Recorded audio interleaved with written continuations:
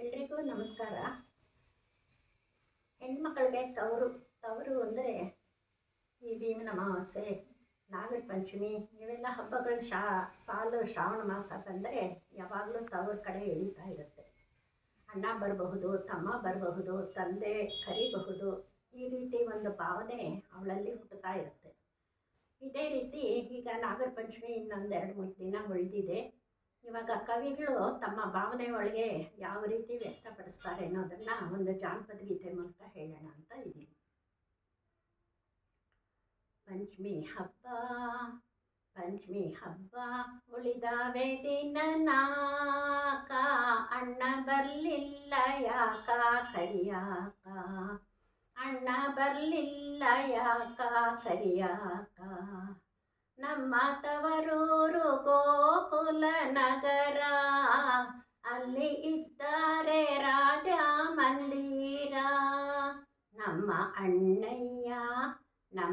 ಅಣ್ಣಯ್ಯ ಬಲು ಸಾಹುಕಾರ, ಅಣ್ಣ ಕರಿಯಾಕ ಬರಲಿಲ್ಲ ಯಾಕ, ಇನ್ನು ಬರಲಿಲ್ಲ ಯಾಕ ಕರಿಯಾಕ. ಪಂಚಮಿ ಹಬ್ಬ ಉಳಿದಾವೆ ದಿನ ನಾಕ, ಇನ್ನು ಬರಲಿಲ್ಲ ಯಾಕ ಕರಿಯಾಕ. ಮುತ್ತಿನಂತಾಗಿ ನನ್ನ ಅತ್ತಿಗಿ, ಬಾಳ ಪ್ರೀತಿ ನನ್ನ ಮೇಲೆ ಆಕೆಗಿ.